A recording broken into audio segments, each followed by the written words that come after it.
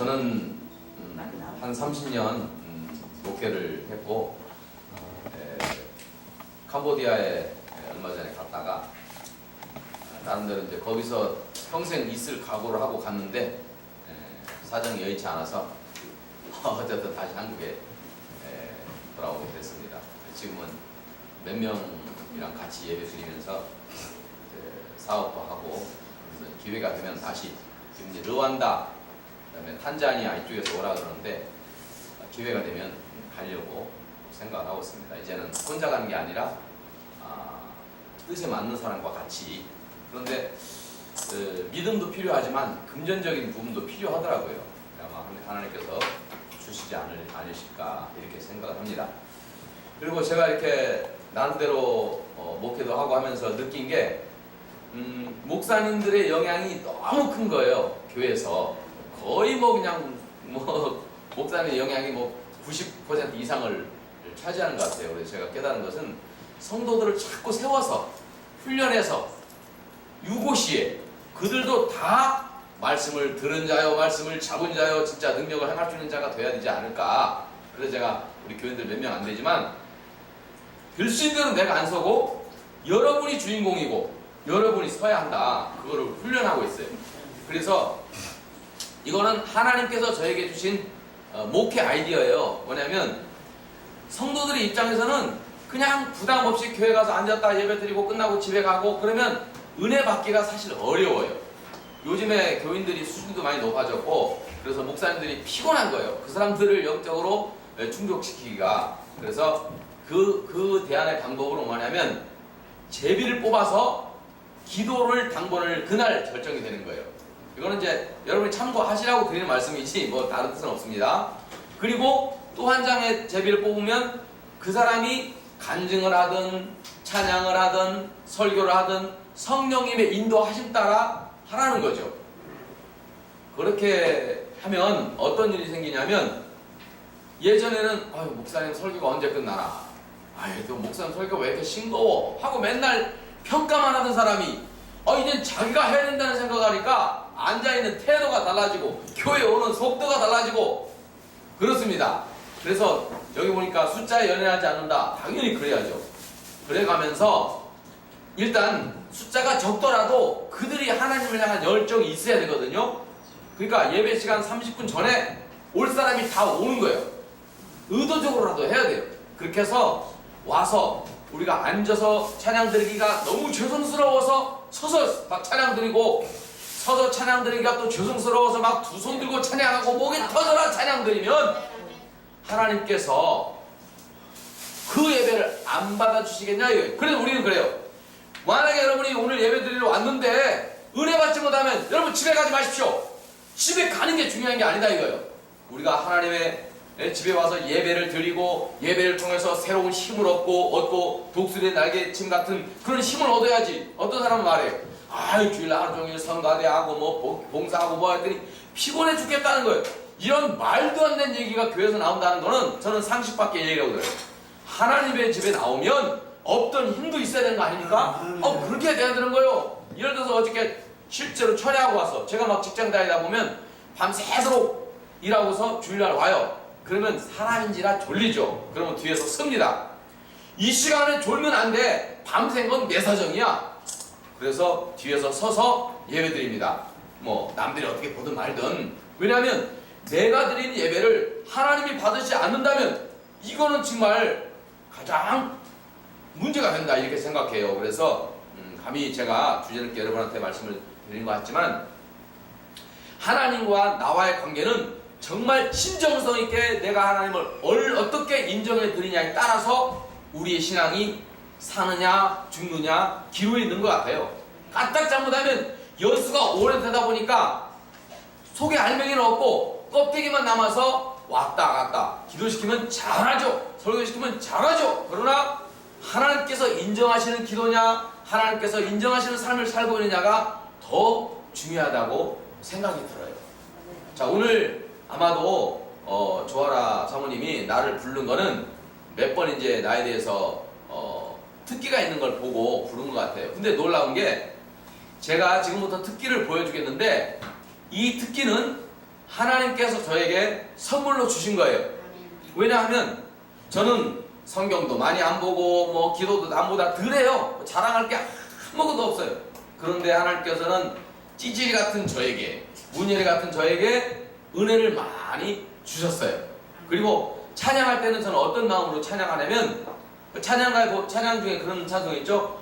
벙어리가 되어도 주를 찬양하리라, 그런 찬양 있죠. 그래서 실제로 저는 찬양을 하다가 목이 터져도 좋사오니, 그런 심정으로 불러요. 어떤 사람은 아니 왜 이렇게 큰 소리로 부르냐 그러는데, 남이 어떻게 보든 말든이에요.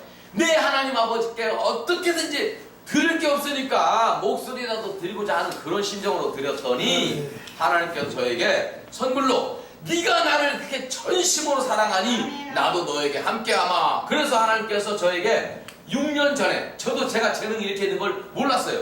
6년 전에 하나님께서 저에게 재능을 주셨어요.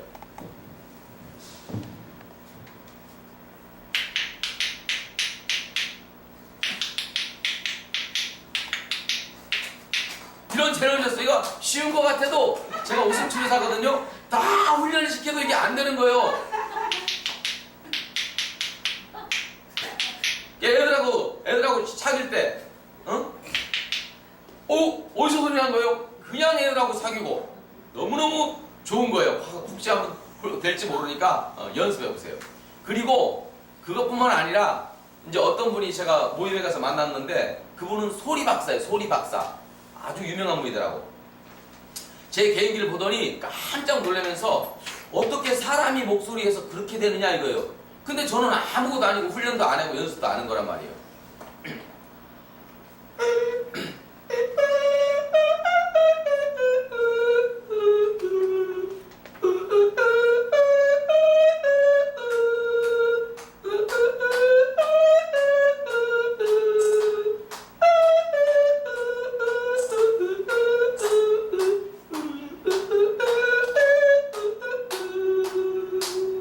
이거를 실제 악기하고 하면, 제가 전도 집회에 가가지고 혼자 이제 색소폰을 하는데 사람들이 좀 약간 웅성웅성하고 이렇게 흡인이 잘 안 되더라고. 그래서 같이 합시다. 내가 나와가지고, 예를 들어 찬양할 때도 제가 옆에서 같이 하면 훨씬, 어느 교회에서 이제 찬양을 하는데 제가 옆에서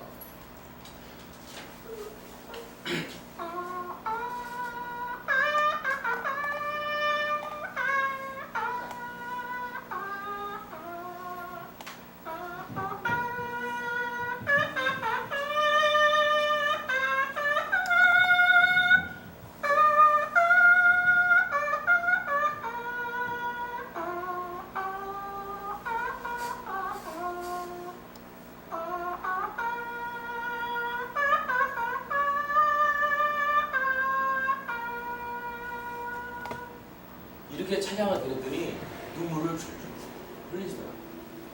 이게 사람이 하는 게 아니에요. 하나님께서. 그리고 제가 사무실에 누가 오셨냐면 이생강 선생님이 한 분 오셨어요. 누군지 알죠? 대금의 1인자예요. 그분이 오셔가지고 이제 사무실에 앉아가지고 대금을 부르시더라고요. 그래서 듣고 나니까 내가 하면 될 것 같아요. 그래서 선생님, 제가 좀 흉내 좀 내도 되겠습니까? 그랬더니 자기 걸로 불라나? 이제 그러고 쳐다보는 거예요. 그래서 딱 폼을 잡고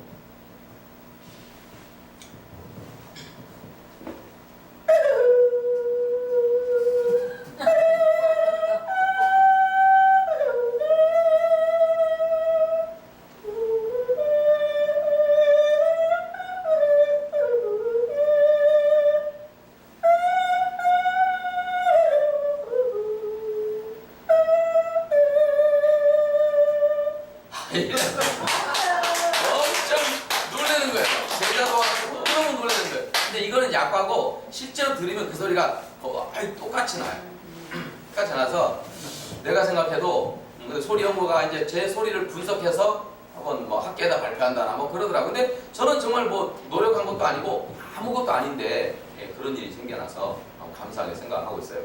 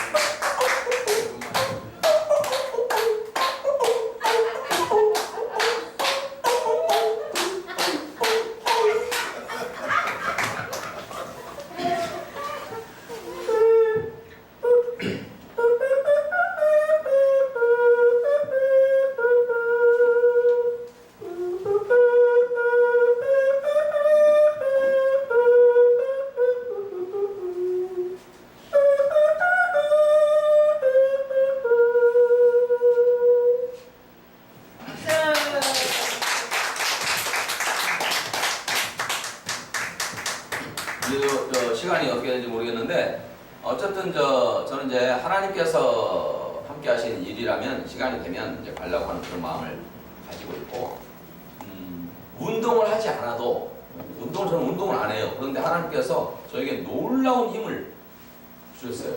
그래가지고 제가 이제 키도 보시다 보니 작고 뭐 그런데 하나님께서 함께하는 자는 이와 같은 힘을 주신 거예요. 놀라운 능력을 주신 거예요. 저는 퇴행성 관절에다가 허리 디스크가 있어요. 그런데 하나님께서 거의 지금 치료가 다 된 것 같아요. 그래서 하루에 뭐 20시간씩 매일 이건 제 자랑이 아니라 하나님의 능력이 우리에게 임하면 우리 삶 가운데 하나님을 모시고 살면 누구든지 다 이래야 된다고 생각이 들어요. 사망아 너에게 이기는 것이 어디 있느냐, 사망아 너에게 쏘는 것이 어디 있느냐, 그런 마음을 가지고 우리가 신앙생활하면서 하나님 모시고 산다는 게 얼마나 값지고 복된지는 여러분 삶 속에서 충분히 배려하겠습니다. 감사합니다.